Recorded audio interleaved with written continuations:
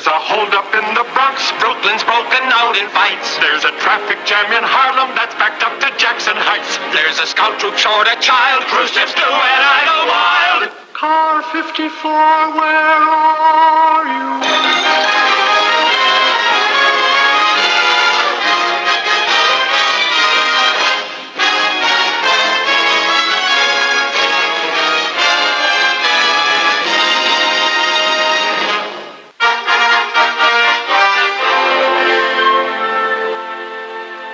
As Vice President, Hugo Antonucci. Re-elected as Recording Secretary, Joe Steinmetz. Elected as your new Treasurer, Gunther Tootie. Are you kidding? Tootie, Treasurer! Order. Gunther's your new Treasurer. We got over $800 in the Treasury. We gonna let him handle it? You gotta be kidding. Order. Gunther Tootie, according to our bylaws, the club treasury amounting to $836 is hereby turned over to you. Who, the first thing in the morning, will put it back in the bank? That's back in the bank. Oh, fellow members, I'm perfectly thrilled at being elected your new treasurer. But I wouldn't be honest if I said that I was happy about the lousy way you guys are taking it. You know we love you, but you're not the guy to be handling money like that. Oh, yeah? Give me one reason why I won't make a good treasurer. You can't count. Besides that. Meeting's adjourned. Wait up, Gunther. I'll drive you home. Imagine $836 in his hands. It's frightening. Now stop brooding. The boys are a little nervous about their money, that's all. I'll make them eat their words.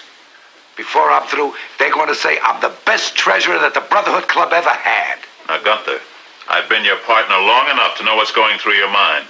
If you're thinking of being a hero and pulling all that money out of the bank and doing some big financial deal... Financial deal? Never even entered my mind. Good, because that money is for that summer camp on Lake Ronkonkoma we're going to build someday for the poor kids of our precinct. That's why if anything ever happened to it... Francis? What? My brother-in-law, he told me about some uranium stock. Now you listen to me. If anything ever happens to that money, for the rest of your life you're going to be seeing the accusing eyes of those poor kids of our precinct who have to spend the summer in a hot city instead of a summer camp. Francis, I want you to make me a promise. What's that? If I do anything with this money but put it in the bank, I want you to punch me right in the nose. I'll do just that. First thing in the morning? In the bank.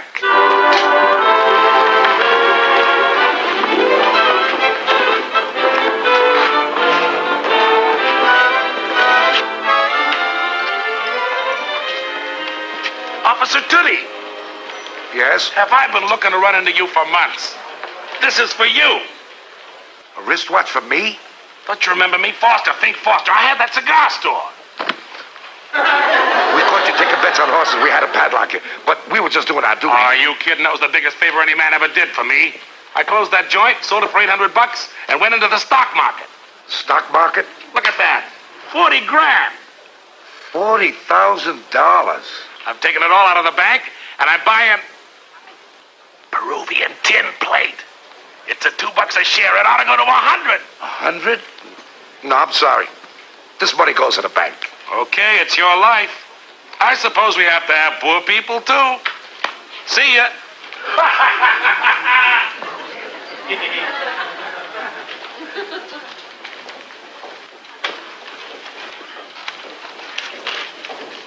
$1,000. Officer Tony.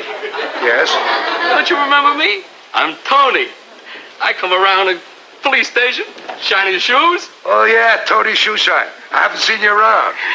I give up with the shoe shine. Now I'm in the stock market. The stock market? That's right. I started with $800. Ba-ba-ba-boom. Ba-ba-ba-boom? Yeah. Hey, look, officer. You and the rest of the boys are always very nice to me. Buy Pratt Plastics. Is it good? Is it good? I'm putting everything in myself. Today, it's 50 cents a share. Next week, it's going to be $50. Gee. 50 cents a share. How much shares do I get for $800? And if it goes up to $50, how many thousands do we make? Well, Harris right. I can't count. Next, do you wish to make a deposit? Are you kidding? I never saw anything like it. Right out on the sidewalk. One policeman punching another policeman in the nose.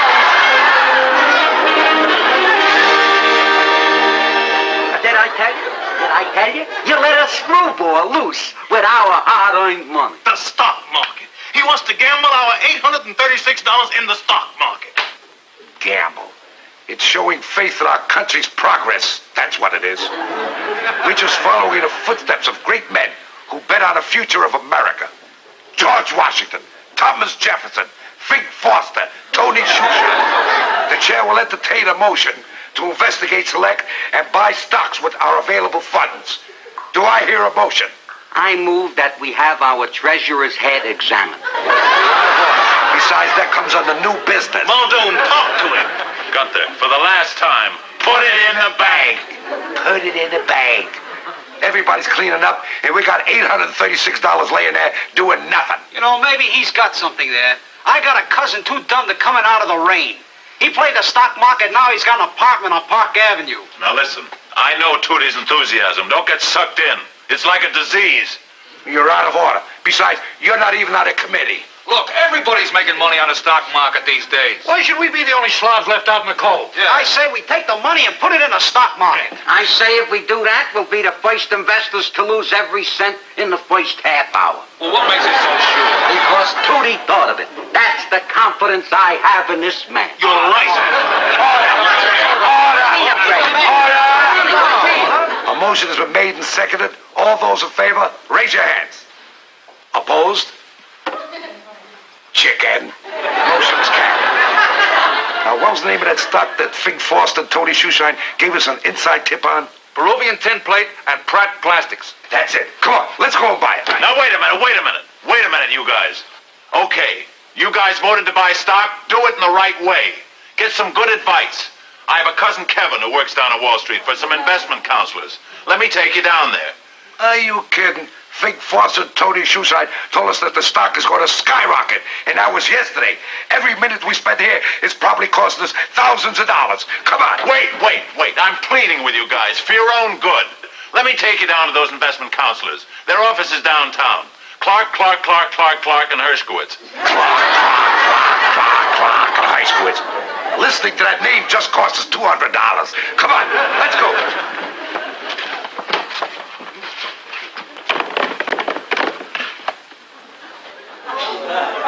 Fink Foster. What happened? I was arrested for panhandling. What happened to Peruvian tin plate? That's the market. We'll put it all in Pratt Plastics. Come on. Shine 'em up! Tony Shushan, what happened? It's in the stock market. Sometimes, ba-ba-ba-boo. This time, boom, ba-ba-ba-ba. There's only one stock for you, International Sulfur. International Sulfur. Is it safe? Officer Tootie, International Sulfur is one of the cornerstones of our nation's economy. If it goes, the country goes. Sounds kind of risky. Oh, brother. The boy plunger of Wall Street. Come on, make up your mind. You're wasting Mr. Clark's time. How much is a share? $412 a share. Here. We'll take 2 shares. I'll write your confirmation. Did I do right, Francis? Of course. Of course, you're not going to get rich quick, but at least you'll be able to sleep nights.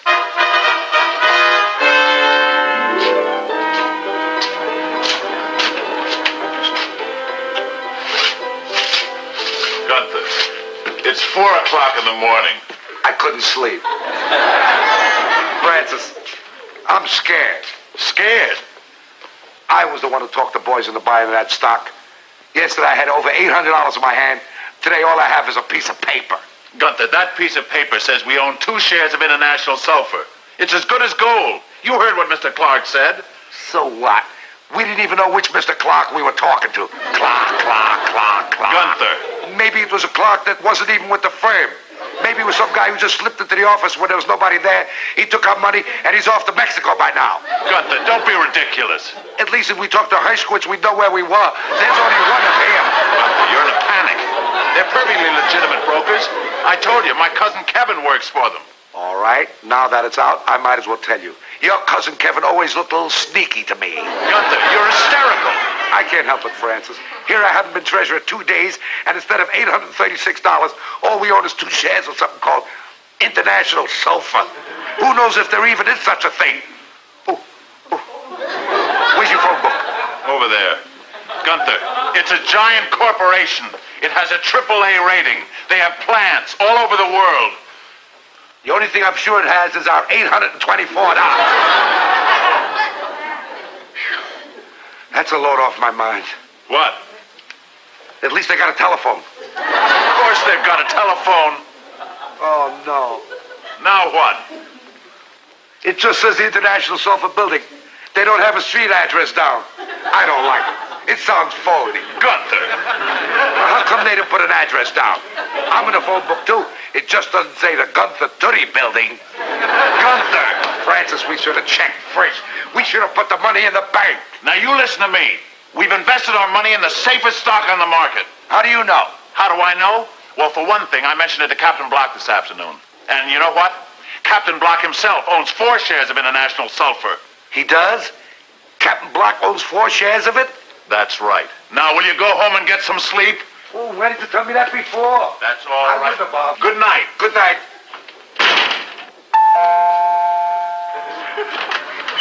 Now what? Francis, I just remembered. Captain Block bet on Nixon. He was the first one in the Bronx to buy an Edsel. Gunther. He's still a member of 6 pyramid clubs. Oh, brother, will you go home and get some sleep? I'll never sleep again. Not until I see with my own eyes there's such a thing as International Sulfur. Good night.